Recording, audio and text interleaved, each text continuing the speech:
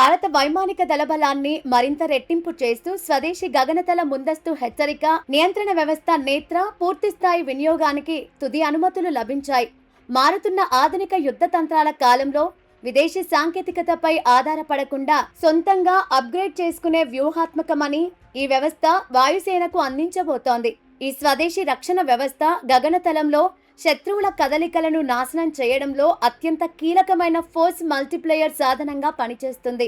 నేత్రలో అమర్చిన అత్యాధునిక active electronically స్కాండారే radar వ్యవస్థ నిఘా పరిధిలోకి వచ్చే శత్రువుల యుద్ధ విమానాలు, క్రూయి క్షిపణులు, డ్రోన్లను దాదాపు 300 కిలోమీటర్ల ముందే అత్యంత ఖచ్చితత్వంతో గుర్తిస్తుంది. శత్రువుల రాడార్ల కన్నుగప్పి ప్రయాణించే లో ఫ్లయింగ్ అంటే అతి తక్కువ ఎత్తులో ఎగిరే లక్ష్యాలను సైతం ఇది ఇట్టే పసిగట్టగలడం దీని ప్రత్యేకత.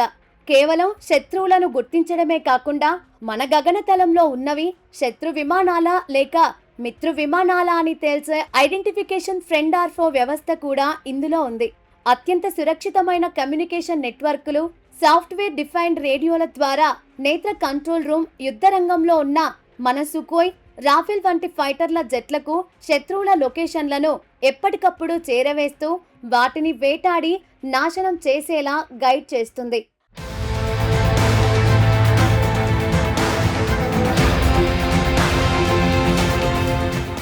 గతంలో జరిగిన బాలకోట్ ఎయిర్ స్ట్రైక్ తో పాటు ఇటీవలి కాలంలో భారత్ చేపట్టిన అత్యంత రహస్య సైనిక చర్య ఆపరేషన్ సింధూర్లో నేత్ర వ్యవస్థ తన అమోఘమైన వ్యూహాత్మక సామర్థ్యాన్ని ప్రాయోగికంగా నిరూపించుకుంది.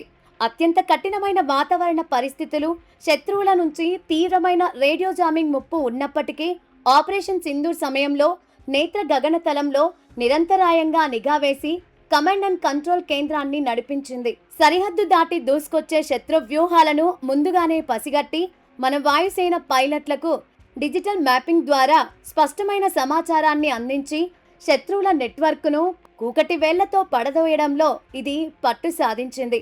ఈ ఆపరేషన్లలో నేత్ర చూపిన అద్భుతమైన పనితీరు, విశ్వసనీయతను పరిగణలోకి తీసుకునే రక్షణ శాఖ దీనికి తుది కార్యాచరణ అనుమతిని మంజూరు చేసింది. స్వయం సమృద్ధి, వికసిత్ భారత్ లక్ష్యాల దిశగా సాగుతున్న ప్రయాణంలో నేత్ర సాధించిన ఈ విజయం భారత సైనిక చరిత్రలో సువర్ణాక్షరాలతో లిఖించదగినదని రక్షణ నిపుణులు కొనియాడుతున్నారు.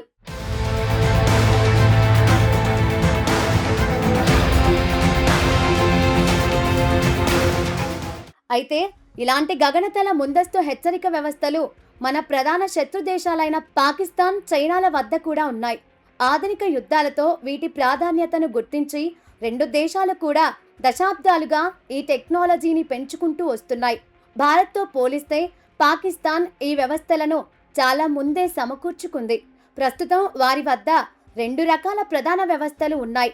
శాబ్ 2000 స్వీడన్ దేశం నుంచి కొనుగోలు చేసిన ఈ వ్యవస్థలు పాకిస్తాన్ వద్ద సుమారు 6 నుండి 7 వరకు ఉన్నాయి. బాలకోట్ వైమానిక దాడుల తర్వాత జరిగిన వైమానిక పోరులో పాకిస్తాన్ వీటిని పెద్ద ఎత్తున ఉపయోగించింది.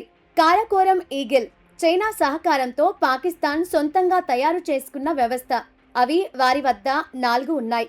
ఇక చైనా వద్ద ఇలాంటి నిఘా విమానాలు దాదాపు 30కి పైగా ఉన్నట్లు అంచనా. అందుకే చైనా, పాకిస్తాన్ల ముప్పును తిప్పికొట్టేందుకు భారత్ ప్రస్తుతం కేవలం నేత్రపైనే కాకుండా రష్యా తయారీ ఇల్యూషన్ విమానాలపై ఇజ్రాయెల్ రాడార్లను అమర్చిన ఫాల్కన్ వ్యవస్థలను కూడా వాడుతోంది. ఇవి మన వద్ద 3 ఉన్నాయి. ఇవి నేత్ర కంటే ఎక్కువగా దాదాపు 400 కిలోమీటర్లు కవర్ చేయగలవు.